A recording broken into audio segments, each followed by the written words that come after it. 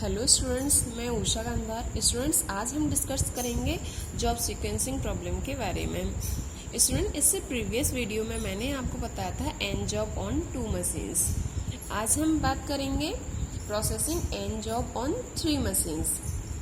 Students, देखिए यहाँ इसकी डेफिनेशन है, ये देख लीजिए। N job on 3 machines, there is no solution available for the general sequencing problems on of n jobs through 3 machines. However, we do have a method under the circumstance that no passing job is permissible and if either or both the following conditions are satisfied. Students, यहाँ पर n job on 3 machines के लिए कोई special method नहीं है। हम यहाँ कुछ कंडीशन दे रखी हैं, अगर वो हमारी कंडीशन सेटिस्फाई करती है तो हम इस एन जॉब ऑन 3 मशीन्स की प्रॉब्लम को उसी तरीके से सॉल्व करेंगे जैसे हम एन जॉब ऑन 2 मशीन की प्रॉब्लम को सॉल्व करते थे, यानी जॉनसन्स एल्गोरिथम के थ्रू। देखिए ये कंडीशंस यहाँ हमें दे रखी हैं। If the minimum time on machine A is greater than or equal to the maximum time on machine B, अगर मशीन A का मिनिमम टाइम मशीन B के मैक्सिमम टाइम के ग्रेटर देन है या फिर इक्वल टू है, तब हम जॉनसन एल्गोरिथम को फॉलो करेंगे। अगर इसके बाद एक कंडीशन और दे रखी है, the minimum time on machine C is greater than और equal to the maximum time on machine B, अगर मशीन C का minimum time is greater than और equal to the maximum time on machine B, अगर machine C का minimum time machine B के maximum time से बड़ा है या फिर बराबर है, तब हम इस मेथड को फॉलो करेंगे। इन दोनों में से कोई भी एक कंडीशन अगर सेटिस्फाई होती है तो हम इस मेथड को अप्लाई करते हैं। We can say that if either min AI is greater than max BI or min CI is greater than max BI or equal to max BI or both are satisfied that the following method can be applied. अगर ये दोनों condition satisfy करती हैं या फिर at least one condition is satisfied, then we can follow this method. Student देखिए, मैं इसका एक न्यूमेरिकल आपको बताती हूँ।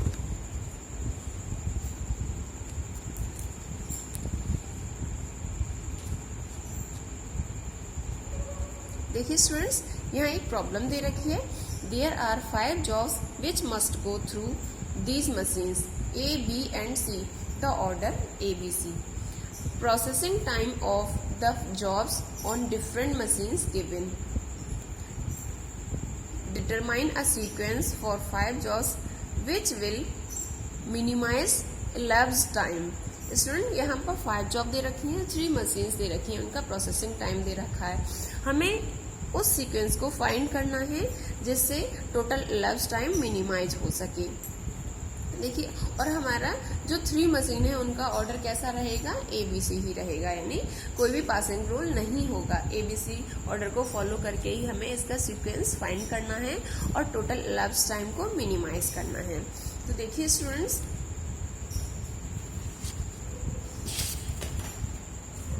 हम इसे सॉल्व करते हैं।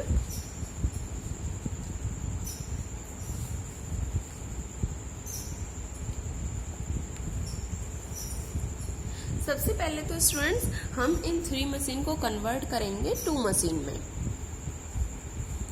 क्योंकि मैंने आपको बताया था कि 3 मशीन का तो कोई रूल है नहीं, हमें पहले इनको 2 मशीन में कन्वर्ट करना पड़ेगा। तो वो हम कैसे करेंगे, G equal to A plus V, यानी A प्लस V के प्रोसेसिंग टाइम को ऐड करके हम मशीन 1 बनाएंगे, B प्लस C के प्रोसेसिंग टाइम को ऐड करके हम मशीन 2 बनाएंगे।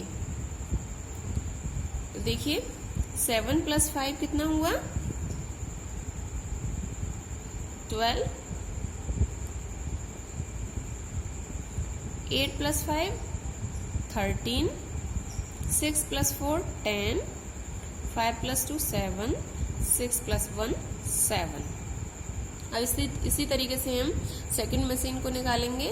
5 + 6 11, 5 + 8 13, 4 + 7 11, 2 + 4 कितना हुआ 6, 1 + 3 कितना हुआ 4। अब देखिए students, according to the condition हम सबसे पहले कंडीशन को चेक करेंगे। Min AI is greater than max BI। सबसे पहले हम AI का मिनिमम टाइम फाइंड करेंगे, सॉरी इसके अकॉर्डिंग हम क्या करेंगे, सीक्वेंस को फाइंड करेंगे। देखिए सीक्वेंस को जैसे हम 2 मशीन में फाइंड करते थे उसी तरीके से हम इसका सीक्वेंस फाइंड करेंगे। 2 मशीन है हमारे पास, हमने 3 को कन्वर्ट कर लिया 2 मशीन में। अब देखेंगे इसका मिनिमम टाइम क्या है। इसमें दोनों मशीन में सबसे मिनिमम प्रोसेसिंग टाइम क्या है 4 है। ये किसका है, जॉब 5 का, और किसका है, मशीन सेकंड का। तो मशीन सेकंड को इधर से हम इन कराते हैं तो 5 को हम यहाँ से इन कराएंगे, इसे कर देंगे क्रॉस। इसके बाद हम देखेंगे मिनिमम टाइम क्या है, 6 दिखाई दे रहा है हमें, तो वो किसका है, जॉब 4 का और मशीन सेकंड का, तो उसे भी हम यहाँ 4 को इधर से हम इन करा देंगे। इसके बाद देखिए स्टूडेंट्स 10 है, वो किसका है, मशीन 1 का, जॉब 3 के लिए। तो हम 3 को यहाँ से प्रोसेस कराएंगे क्योंकि हम 1 को इधर से कराते हैं, 2 को इधर से, इस तरीके से ये भी कैंसिल हो जाएगा। अब इसके बाद हमें 11 दिख रहा है, वो किसका है, मशीन 2 का, जॉब 1 के लिए, तो यहाँ ये आ जाएगा। इसके बाद मशीन 2 यानी जॉब 2 मशीन 1 के लिए, लास्ट में ये हो जाए। अब ये हमारा सीक्वेंस आ गया स्टूडेंट्स। अब इसके बाद सीक्वेंस को फाइंड करने के बाद हम कंडीशन चेक करेंगे कि क्या ये कंडीशन हमारी सेटिस्फाई कर रही है। तो हम min AI is greater than equal to max BI, तो हम AI में मिनिमम टाइम को फाइंड करेंगे। मिनिमम टाइम क्या है, 5 है A में, मशीन A में 5 greater than equal to, B का मैक्सिमम टाइम इज ऑल्सो 5, तो ये 5, तो कंडीशन हमारी सेटिस्फाई हो रही है। तो इसमें से कोई भी एक कंडीशन सेटिस्फाई हो जाए तो हम इस प्रोसेस को अप्लाई करेंगे। हमारी ये कंडीशन सेटिस्फाई हो गई है, हमें दूसरी चेक करने की जरूरत ही नहीं है। इसके बाद स्टूडेंट्स देखिए हम इस सीक्वेंस को यहाँ लिख लेंगे 3 2 1 4 5। अब देखिए स्टूडेंट्स, सबसे पहले हम जॉब 3 को प्रोसेस कराएंगे। तो देखिए जॉब 3 हमारी ये है। जॉब 3 में, जॉब 3 का मशीन A के लिए प्रोसेसिंग टाइम कितना है, 6 है। तो ये इसका एंड टाइम 0 से शुरू होगा। प्रोसेस कितना टाइम ले रही है, ये 6 आवर्स ले रही है, 6 है इसका। तो यहाँ पर हमने 0 + 6, इसका एंड टाइम 0 था, 6 आवर्स लिए, तो इसका आउट टाइम कितना हो गया, 6 आवर्स हो गया। इसके बाद देखिए स्टूडेंट्स, अब इसका इन टाइम क्या होगा, 6 घंटे तो इसने ले लिए, तो इसका इन टाइम 6 होगा, प्लस प्रोसेसिंग टाइम क्या है B के लिए, जॉब 3 का 4 आवर्स है, तो इसमें 4 ऐड कर देंगे, तो आउट टाइम कितना हो गया, 10 हो गया। अब मशीन C के लिए इन टाइम कितना हो गया, 10 हो गया, क्योंकि 10 आवर्स तो यहाँ लग गए। प्रोसेसिंग टाइम क्या है, मशीन C के लिए 7 है, जॉब 3 का, तो प्लस 7 कितना हो गया यहाँ, 17। अब आ जाइए जॉब 3 पर, जॉब 3 को सीक्वेंस कराएंगे। अब देखिए इसका जॉब 2 का इन टाइम कितना होगा, 6 होगा, क्योंकि इसने 6 पर यहाँ रिलीज किया है, तो 6। प्रोसेसिंग टाइम देखिए जॉब 2 का मशीन A के लिए प्रोसेसिंग टाइम कितना है, 8 है, 8 आवर्स, तो 6 + 8 कितना हो गया, 14। अब इसका मशीन B के लिए इन टाइम कितना हो गया, 14 हो गया। ये तो 10 पर रिलीज हो गया था, लेकिन इसने अभी इसे रिलीज नहीं किया था। अब मशीन B के लिए जॉब 2 का प्रोसेसिंग टाइम देखो कितना है, मशीन B के लिए जॉब 2 का प्रोसेसिंग टाइम कितना है, 5 है, तो 14 + 5 कितना हो गया, 19। इसका इन टाइम कितना हो गया, 19, प्लस मशीन जॉब 2 के लिए मशीन C का प्रोसेसिंग टाइम कितना है, 8 है, जॉब 2 का मशीन C के लिए प्रोसेसिंग टाइम कितना है, 8, तो हम यहाँ 19 + 8 कर देंगे, कितना हो गया, 27। देखिए अब 1 को प्रोसेस कराएंगे हम, जॉब 1 को। जॉब 1 का प्रोसेसिंग टाइम कितना है, 7 है। इसका एंड टाइम कितना हो गया, 14। प्रोसेसिंग टाइम मशीन ए के लिए 7 है, तो कितना होगा 14 + 7 21। अब इसका एंड टाइम कितना हो गया, 21, क्योंकि ये 19 पर रिलीज हो गया था लेकिन इसने रिलीज नहीं किया, ये हो गया 21। प्लस इसका प्रोसेसिंग टाइम कितना है जॉब 1 के लिए मशीन बी का। देखिए जॉब 1 के लिए मशीन बी का कितना है, 5 है। तो यहाँ हम 21 + 5 कर देंगे, कितना हो गया 26। अब इसका एंड टाइम कितना हो गया, 26 नहीं होगा, ये तो 26 पर रिलीज हो गया लेकिन इसे अभी ये प्रोसेस में है। ये कब फ्री हुआ है, 27 पर, तो 27 प्लस इसका प्रोसेसिंग टाइम कितना है, जॉब 1 का मशीन सी के लिए प्रोसेसिंग टाइम है 6। इसे ऐड कर देंगे, कितना हो गया 27 + 6 हो गया 33। इसके बाद देखिए इसका एंड टाइम जॉब 4 को सीक्वेंस करेंगे, इसका एंड टाइम कितना हो गया 21 प्लस, क्योंकि 21 पर रिलीज हो रहा है, प्लस जॉब 4 के लिए मशीन ए का प्रोसेसिंग टाइम है 5 + 5 कितना हो गया 26। इसका एंड टाइम कितना हो गया 26 प्लस। देखिए जॉब 4 के लिए मशीन बी का प्रोसेसिंग टाइम कितना है, जॉब 4 का मशीन बी के लिए 2 है, तो इसमें +2 ऐड कर देंगे, कितना हो गया 28। अब इसका इन टाइम हो गया 28 प्लस इसका प्रोसेसिंग टाइम है 4, कितना हो गया 28 + 4 32।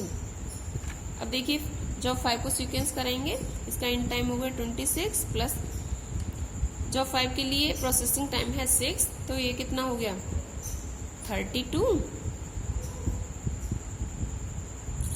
26 + 6 32। अब इसके बाद देखिए इसका प्रोसेसिंग टाइम कितना हो गया, इन टाइम सॉरी 32 प्लस इसका प्रोसेसिंग टाइम है 1। देखिए इसका प्रोसेसिंग टाइम है 1, जॉब 5 का मशीन बी के लिए प्रोसेसिंग टाइम है 1।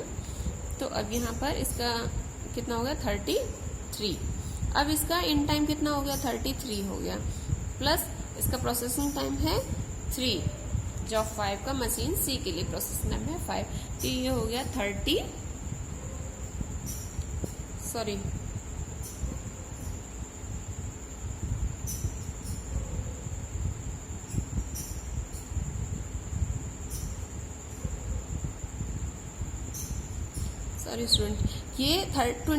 पर फ्री हो गया था लेकिन इसने फ्री नहीं किया था, तो ये 33 है। इसका 33 इन टाइम इसका 33 रहेगा, 33 + 4 37। अब यहाँ पर भी इसका 37 इन टाइम होगा। ये तो 33 पर फ्री हो गया था लेकिन यहाँ प्रोसेस में था, ये तो 37 इसका प्रोसेसिंग इन टाइम हो गया, प्लस 3 इसका कितना है प्रोसेसिंग टाइम है, तो ये हो गया 40। अब देखिए स्टूडेंट 5 जॉब को कंप्लीट करने के लिए 3 मशीन ने कितना टाइम लिया, 40 आवर्स लिए, तो इसका टोटल elapsed टाइम कितना हो गया 40 आवर्स। इसका आंसर हो गया। हमें यही पूछा था टोटल elapsed टाइम और जॉब सीक्वेंस।